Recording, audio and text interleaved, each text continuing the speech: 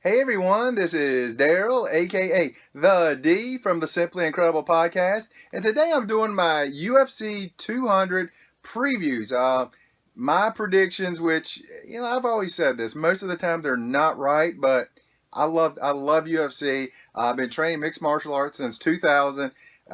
Since the kidney transplant, again, I don't get to train as much as I would like because you don't want to get hit in your transplanted kidney. True story, you can look it up. But I'm just gonna go over my predictions for the main card, and to be honest, I do not think they're in order of the actual fights. So I'll try to give them the best order I can. But anyway, we start off with, and I'm just putting their numbers in what their ranking is in their weight class.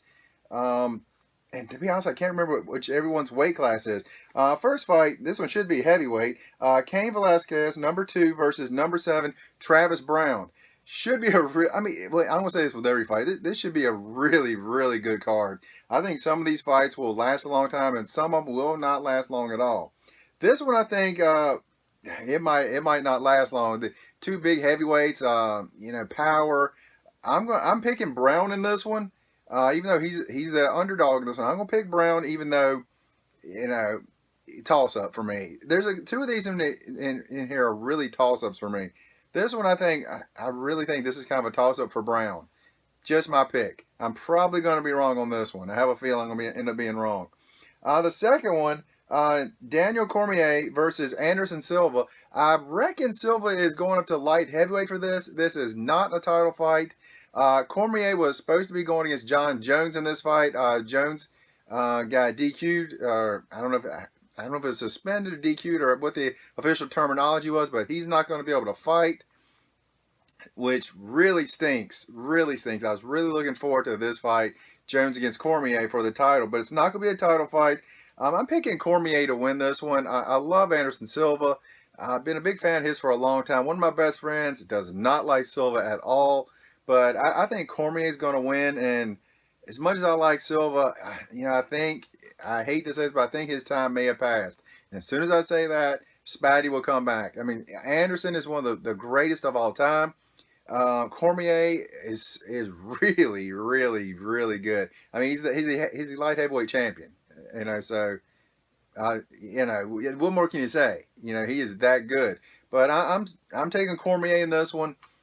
His wrestling skill is really good. He's got solid hands. I mean, Silva's great all over the place, but I think his time may have passed on him. But Cormier, that's my pick. Next for the interim featherweight title, Jose Aldo versus Frankie Edgar.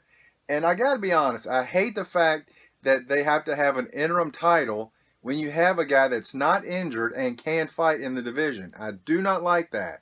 I don't like that at all. I really wish McGregor would stay in his weight class, or like Silva did a few years ago. He would go up to light heavyweight, but he would come right back down and fight and stay active in his weight class. And I wish McGregor would do that, but you know what? He's not doing that. So there you go. So this should be a really great fight.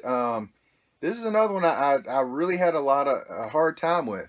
Aldo's coming off his defeat against McGregor back in, I want to say, December, when he lost the title. And Edgar, he gave Aldo everything he could handle, and it went to a decision when they fought. I'm picking Edgar in this one, which to me it's a toss-up. I just think Edgar is going to get over that hump and win this fight and get back to the top of the mountain. I think he was a lightweight champion at one time, I believe. I'm pretty sure he was for a little while, but he is tough. Aldo is tough. Should be a really, really good fight. Good luck with both guys in this one. That should be tough. But I'm taking Edgar, maybe to pull a little bit of an upset. Maybe it's not going to be considered an upset, but that's what I'm picking in that one. Next we have Brock Lesnar, who is not ranked because this is first fight back. It might just be a one-shot deal for him too. Against Mark Hunt, number 8 in the heavyweight division.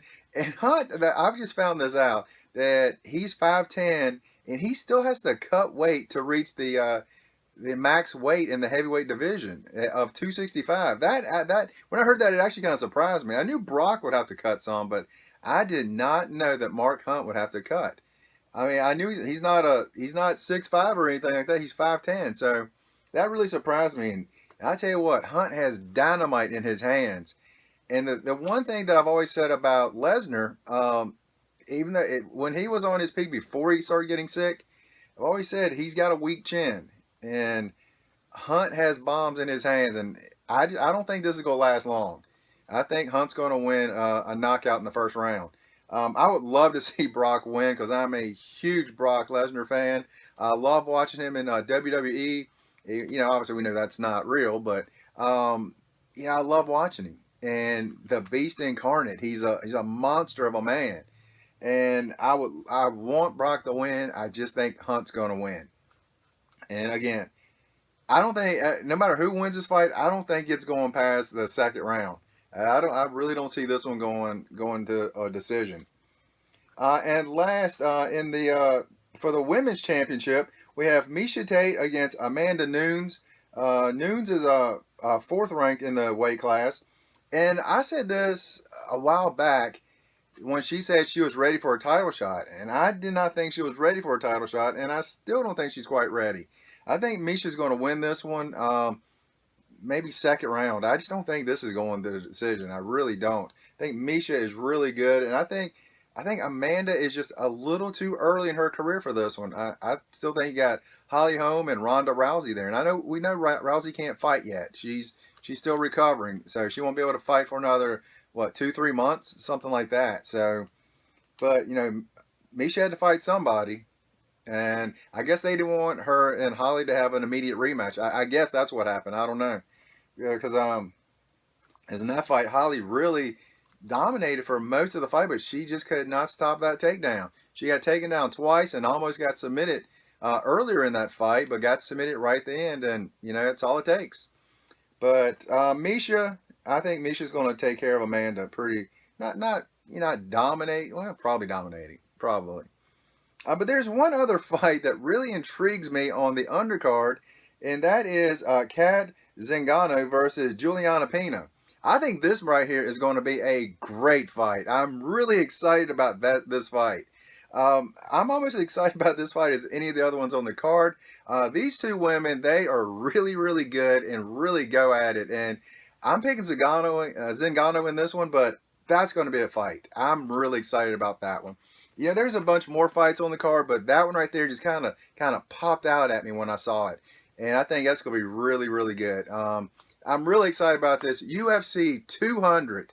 So exciting. And it's kind of interesting that Brock also was the headliner on UFC 100. I think technically he's not. I'm not sure if it's the Miesha Tate fight or if it's the Brock Lesnar fight is the actual headline. I'm not sure which one it actually is now.